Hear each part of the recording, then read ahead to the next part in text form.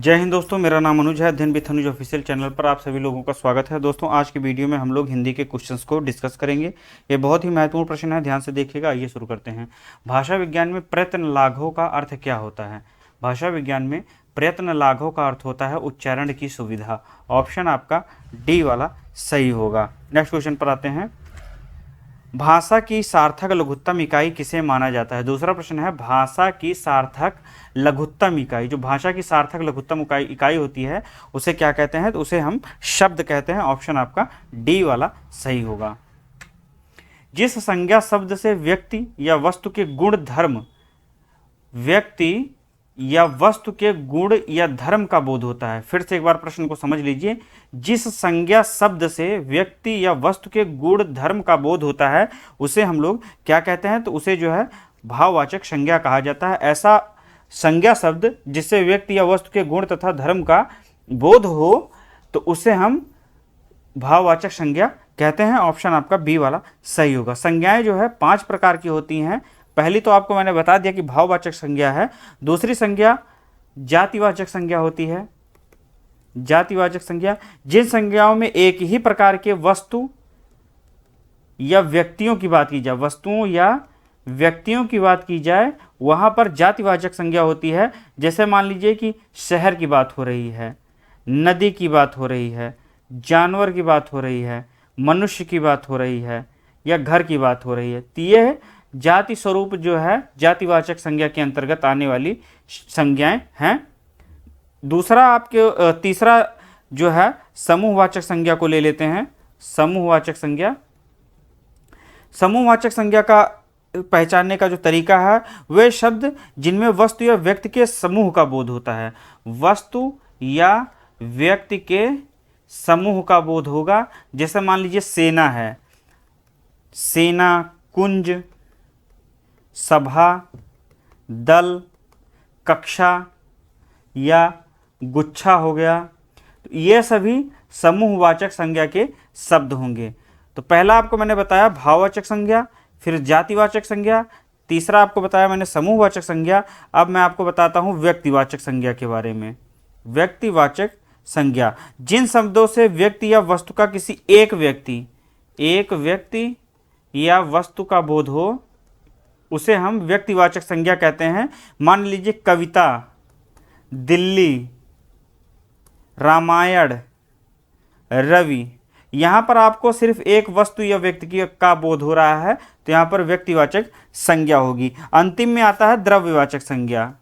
द्रव्यवाचक संज्ञा, जिन शब्दों में हम लोग माप तौल वाली वस्तुओं को बांधते हैं या माप तौल वाली वस्तुएं होती हैं, माप तौल वस्तु का बोध होता है, उन्हें जो है द्रव्यवाचक संज्ञा कहते हैं। जैसे मान लीजिए पानी है, घी है, तेल है, चांदी, सोना, फल, सब्जी, ये सभी जो है द्रव्यवाचक संज्ञा के अंतर्गत आती हैं। ऑप्शन आपका बी वाला सही होगा।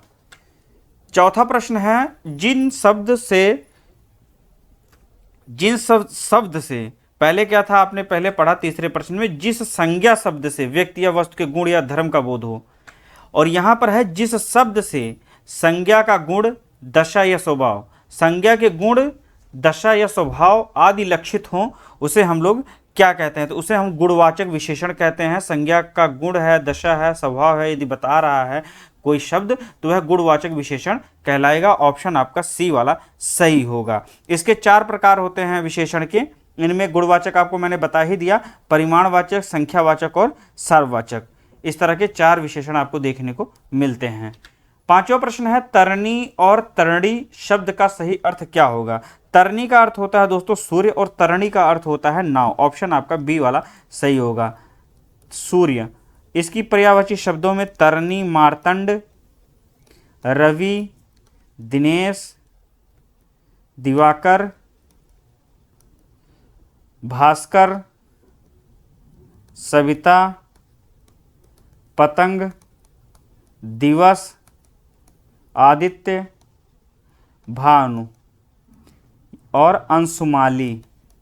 इस तरह के शब्द जो हैं ये सभी शब्द तरनी, मार्तंड, रवि, दिनेश, दिवाकर, भास्कर, सविता, पतंग, दिवाकर, आदित्य, भानु, अंशुमाली, ये सभी सूर्य के पर्यायवाची शब्द हैं। तो ऑप्शन जो है आपका बी वाला सही होगा। तरणी का मतलब होता है सूर्य, और तरणी का अर्थ होता है नाव, और नाव के जो पर्यायवाची शब्द हैं उनमें है जलयान, तरणी आप देख ही रहे हैं, तरी, डोंगी और पतंग।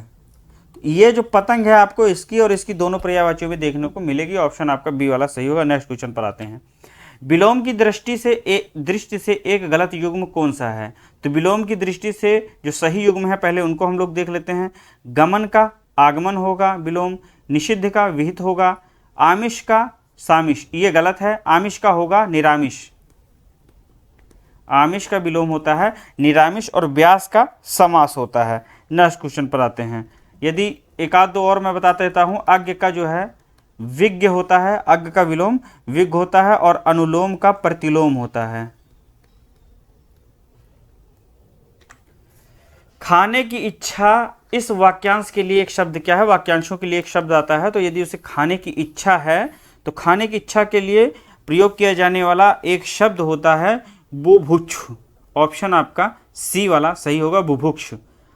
जो मुक्ति या मोक्ष की इच्छा होती है उसे हम लोग मुक्ति या मोक्ष की इच्छा कहते हैं, उसे मुमूर्षु, सॉरी दोस्तों, मुमूर्षा कहलाती है। मरने की इच्छा, मरने की इच्छा होती है मुमूर्षा। यहाँ थोड़ा सा गलत हो गया मुझसे। मरने की इच्छा होती है मुमूर्षा, और जो मुक्ति की जो इच्छा होती है मुमुक्षा। मुमुक्षा होगा मुक्ति या मोक्ष पाने की इच्छा, और मरने की इच्छा होगा मुमूर्षा। इसके अतिरिक्त जिसकी भुजाएं बड़ी हों उसे हम कहते हैं महाबाहु। पाने की इच्छा है तो उसमें होगा लिप्सा।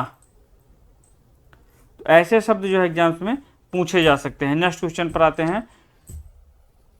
8वां प्रश्न है, तन पर नहीं लगता पान खाएं अलबत्ता का सही अर्थ क्या होगा? तो दोस्तों इसका अर्थ होता है झूठा दिखावा करना। यदि जो है कोई झूठा दिखावा करता है, खाने के उसके पास कुछ नहीं है, फिर वो दिखावा कर रहा है, तो ऑप्शन जो है वहां पर ये उपयुक्त मुहावरा होगा, तन पर नहीं लगता पान खाएं अलबत्ता।